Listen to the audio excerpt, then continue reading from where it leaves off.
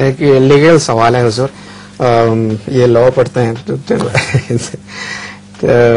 इनका ये सवाल है मफरूजा कि अगर कोई एक शख्स किसी शख्स को मारता है और मार खाने के बाद वो काफी मतलब है जख्मी हालत में डॉक्टर के पास जाता है, डॉक्टर भी पूरी तवज्जो से उसका इलाज नहीं करता, तो इस दौरान वो मर जाता है, फौत हो जाता है।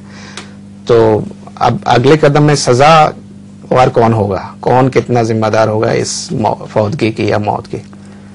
वो जिसने मारा था वो जिम्मेदार होगा, डॉक्टर नहीं होगा।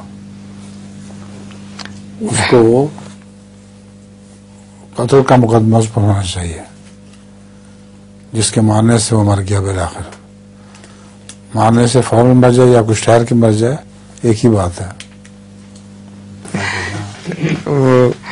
ये कहते हैं ब्रिटिश हुकूमत जब हमारे यहाँ थी उसके आखिरी दिनों की बात है, और इसके बाद जो पाकिस्तानी ज़माना शुरू हुआ उसके पहले शुरू की बात है कि और जो पुराने ढाके में जो बसते हैं उनको क्या इंग्लिश लफ्ज़ हैं, जो किसी इलाके के जो असल रहने वाले हैं जी, तो उन लोगों से मुतालिक है। तो इनकी ज़बान में उर्दू की काफ़ी जो है वो मिलोनी थी, अब भी बोलते हैं कुछ ना कुछ। ठीक है।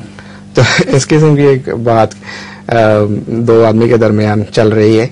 एक उन दिनों में हुजूर यक्का जो है हमारे यहाँ चलते थे ढाके में जी, रिक्शे से, आजकल जो रिक्शे हैं साइकिल रिक्शा, उनसे पहले तो एक यक्का वाले से, टांगे वाले से किसी ने पूछा कि ये मेरे हुजूर से पहले माफ़ी मांगी कि मुझे वो असल इलाकाई ज़बान जो है वो इस्तेमाल करने की इजाज़त दी जाए।